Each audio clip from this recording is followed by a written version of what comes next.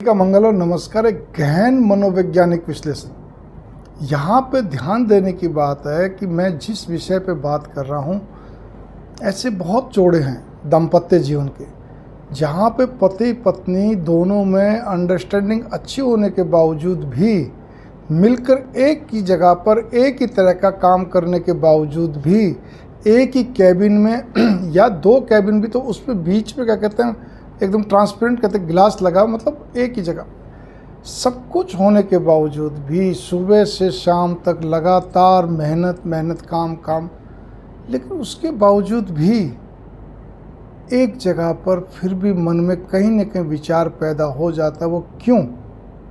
वो इसीलिए, यदि स्त्री इस स्वभाव की है तो पुरुष को दिक्कत आती है, पुरुष इस स्वभाव का है तो स्त्री को दिक्कत आती है। बहुत सोचने की बात है कि आपने बात तो सारी इतनी सारी अच्छी कह दी, एक जगह काम करें, मिलकर काम करें, सुबह शाम तक लगे रहते हैं, दोनों में वैसे अंडरस्टैंडिंग अच्छी है, दोनों मेहनती हैं, बढ़िया है। अरे भाई, थोड़ा आगे अच्छे ढंग से गौर करिए।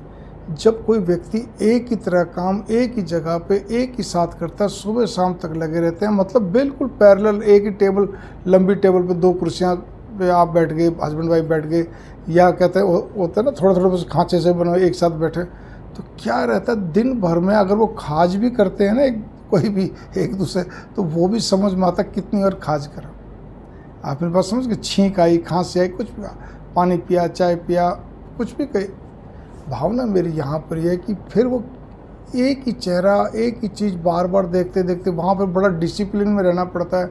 आपका चाहे अपना ही काम हो और चाहे आप किसी का ऑफिस में काम करो, कुछ भी हो, लेकिन बड़ा डिसिप्लिन में रहना पड़ता है ताकि दूसरा प्रभाव अच्छा पड़े, ठीक है ना। आप फालतू किसी प्रकार की ज़्यादा मजाक भी नहीं कर सकते हो क्योंकि दूसरों पे कुछ गलत असर ना पड़े। बहुत सारी बातें, लेकिन तकलीफ़ कहाँ? मैंने इतनी देर जो बोला तो उसमें तकलीफ़ कहाँ बन जाती है? तकलीफ़ जब बन जाती है जब इनमें से कोई एक पक्ष, जिसको कि कोई चीज़ किसी की बुरी लगती हो, कोई पॉइंट विशेष तरह बुरा लगता हो या अखरता हो, अजीब लगता हो, उससे वो चिढ़ता हो उस चीज़ से, उस पॉइंट से, या उसकी कोई भी आदत से या कोई बात से या कोई अंदाज से, कोई सोच से, जो भी कुछ हो, यहाँ तक कि अगर कोई भी फ़ोन पे भी कोई बातचीत हो रही है उसको भी सुनकर, ठीक है ना, या कोई चीज़ ऐसी पूछना चाहिए जिससे कि नहीं, एक पक्ष को चिढ़ होती है, तो वहाँ पे क्या आता है, दूसरा पक्ष बहुत ही एकदम से खींच के आता है, मतलब एकदम से खिजलाहट में आता है, फुल ऑफ ग्लूमिनेस। उसको यूँ लगता है सारे दिन तो मैं काम करता हूँ या करती हूँ और उसके बावजूद इनके साथ रहता हूँ या रहती हूँ, उसके बावजूद भी ये ऐसा करते हैं। कमाल कर दिया, मैं क्या इतना भी नहीं कर सकता हूँ या कर सकती हूँ मैं? अब उदाहरण के लिए एक स्त्री है, उदाहरण दे रहा हूँ आपको मैं, ज़्यादातर स्त्रियों का मसला ये बन जाता है, अब वो सारे दिन काम करे, उसको क्या कहते हैं, घर में जाकर भी फिर भी घरेलू काम सारा स्त्री करती है, पुरुष जल्दी से करता नहीं, बहुत कम पुरुष होते जो हाथ बटाते हैं, ठीक है। उसके बावजूद भी चलो वो करती है सारा कुछ। बच्चों का भी देख रहा हूँ, उनकी भी अपनी छोटी छोटी शिकायतें होती है, बच्चों की अपनी डिमांड होती है, सब कुछ होती है, माँ का रूप में भी वो करना है, ठीक है ना। छोटा बेबी तो उसको अपने ढंग से सब कुछ ध्यान रखना करना, मतलब बहुत सारी चीज़ें मैनेज करनी पड़ती है।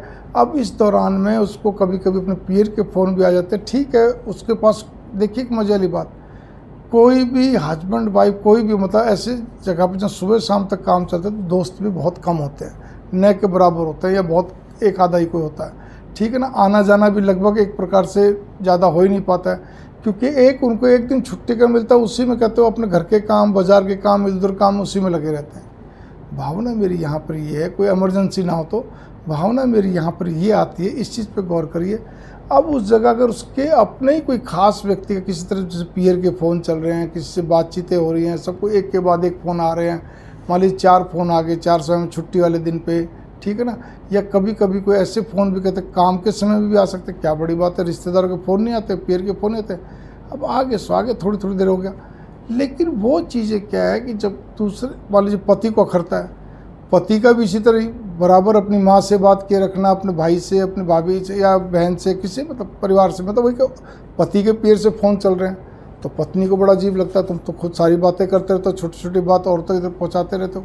मतलब भावना मैंने क्या कहा ना कि दोनों पक्ष में से कोई भी एक पक्ष जब इस तरह से पीड़ित हो जाता है तो उसको बड़ा अजीब लगता है। तो यहाँ पर हल क्या निकला?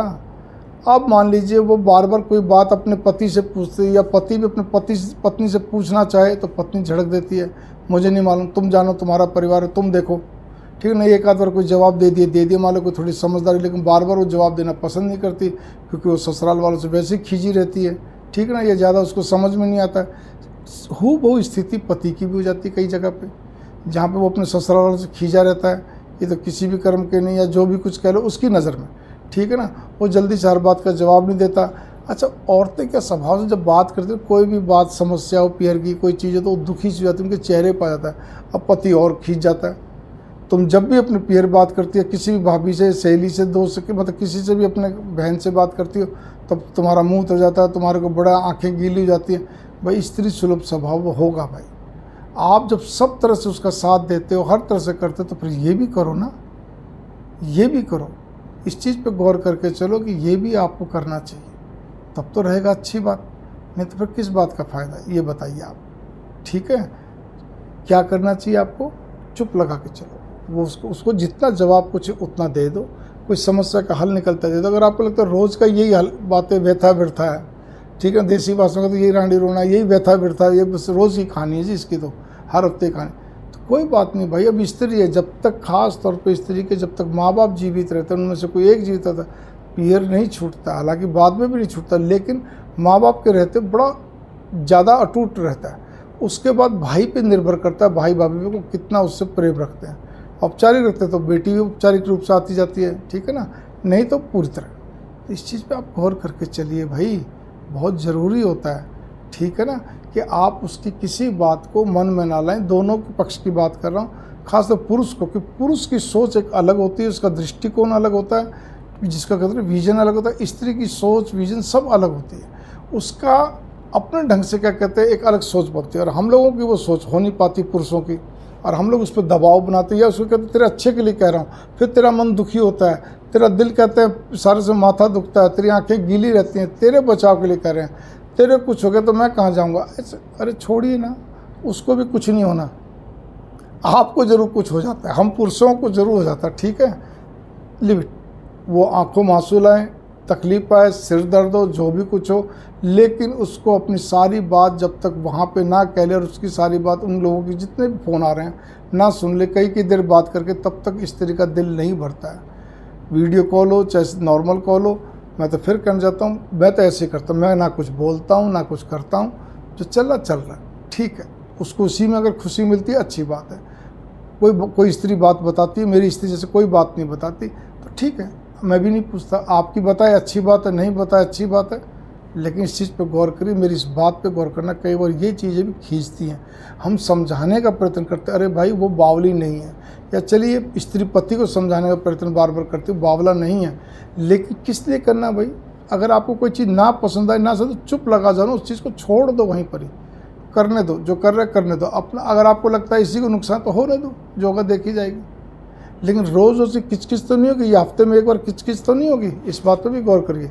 जब आप हर तरह साथ देते हो तो इसमें भी दे दो जी, उसकी आत्मा को उसी में शांति मिलती है, या मिलता है जो भी कुछ है, ठीक है, तो अच्छी बात है ना, बढ़िया है ना, आशीर्वाद ही मिलेगा, कोई बात नहीं। मेरी बात को बहुत गहराई से लेना, इसलिए लंबी बन रही है क्योंकि मैं बहुत ही खुलकर इसमें कोई भी लाइन आगे पीछे नहीं करना।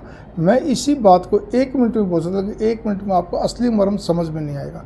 इसीलिए मंगल कामना, नमस्कार।